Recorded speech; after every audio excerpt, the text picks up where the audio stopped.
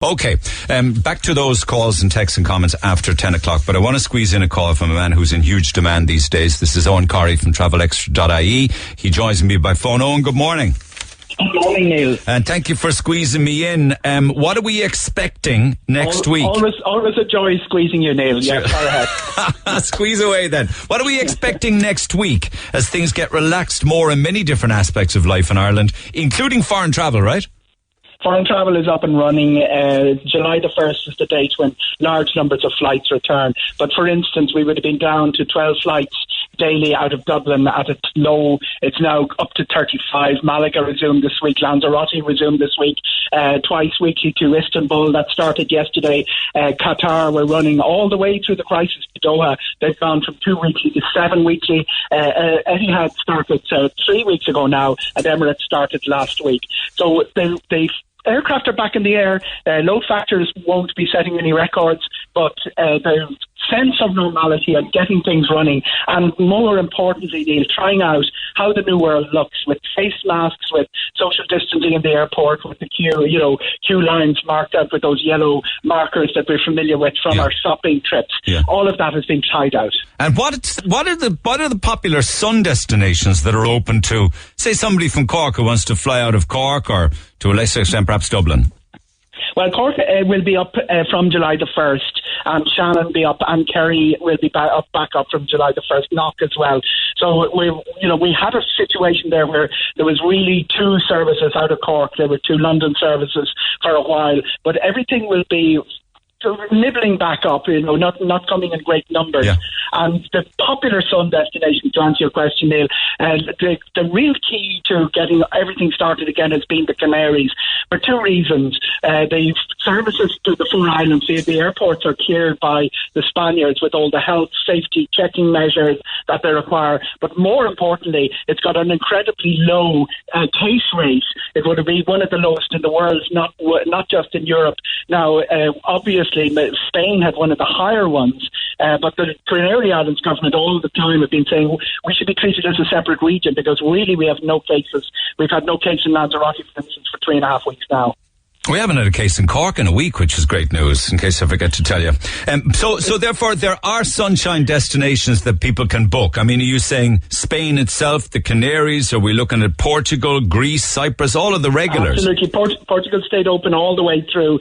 The 4 regions of Spain that will be first up will be the Canaries, the Costa Blanca, the Costa Dorada.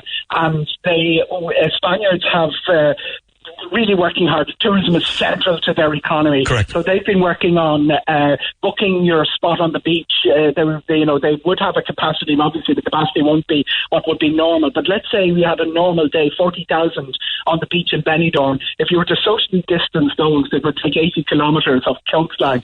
So what they've done is they've put nets in place with squared off areas.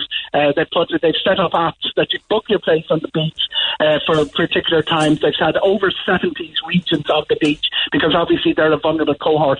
So a lot of planning has gone into this, and more importantly for people flying out from Cork, they are making sure that restaurants are open, that pools are back in place. They've a separate plan for golf courses. Every part of the infrastructure of tourism is being managed and opened in sequence, so that by July the 1st people will go and get a full holiday experience. Okay, so physical distancing on the beaches in the likes of Spain or what have you, but certainly not in the UK. Mother of God, there's photographs this morning of shocking scenes of overcrowding on England's south coast. They're in the middle of a heat wave. I mean, have you seen them? Like, they're literally on top of each other, thousands of them. It's all about management. I mean, when you get large number of people arriving on a beach that isn't sort of set up for it, that could happen in Spain as well. But where's the personal responsibility in this? I mean, it gives another, you talk about a sand wedge, and that's what this is. What is this personal responsibility of which you speak, Neil? That people would have the cop on, not to go on a beach where there are so many people. I I think it's a long time since we've seen evidence. No, the reality is there is a cohort of the population that it will be very careful and, for instance, will adhere to all the laws and, for instance, the locator forms, the quarantine that is causing so much grief for the Irish inbound industry. They will abide by it. But there's another cohort of the population, you know them and I know them, that would get up on a motorbike without a helmet or, don't really tremendously get guided by social responsibility or the legal position. Okay. Are Irish people booking overseas holidays? Ryanair talk about a surge in bookings, but I suspect they're overstating that their surge off a very low base. A lot of the July flights will be flying at low capacity, but I do see prices creeping up. The only way you gauge this is by looking into the websites and seeing what was Barcelona for €34 going up to over €100. Oh, right. What was Lanzarote for 60 going up to over 100. So you can see they'd have a limited. They've only 40% of the fleet in the sky, but on those flights you can actually see the prices creep up, and the only reason they do that is the computer logarithms push the price up as the seats get sold. What is the story then say in hotels and resorts? Can you go to the pool, swim in the pools? Can you sit by the pool in a lounger? Would there be buffets, or how will they serve you food and things? And how are we going to cope with putting the towels on the sunbeds first thing in the morning? What they're again very carefully managed. Capacity in pools is going to be monitored, and what everyone is urging is booking in advance, a bit like the churches in Ireland, booking in advance, getting an allocated time. It's not really what people want on holiday. They want to have the freedom to just decide, now I want to go for dinner or whatever.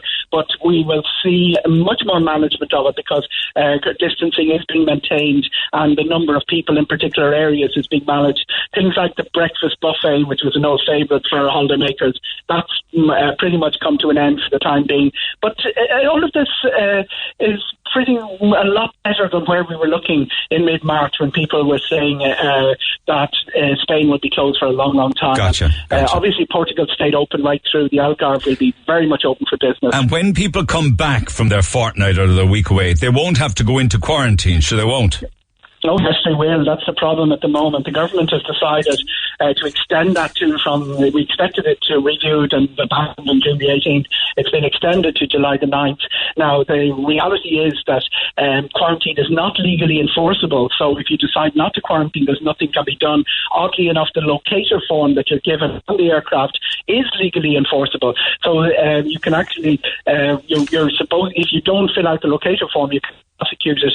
It's just that I read yesterday that Leo Varadkar was about to stamp approval for ditching the 14-day quarantine for all travellers coming into the country from early next week. We hope early next week. We'd hope to see it go before the end of this week. July the 9th is the date. The date is July 9th. Except for the UK, I believe. Is it that remains?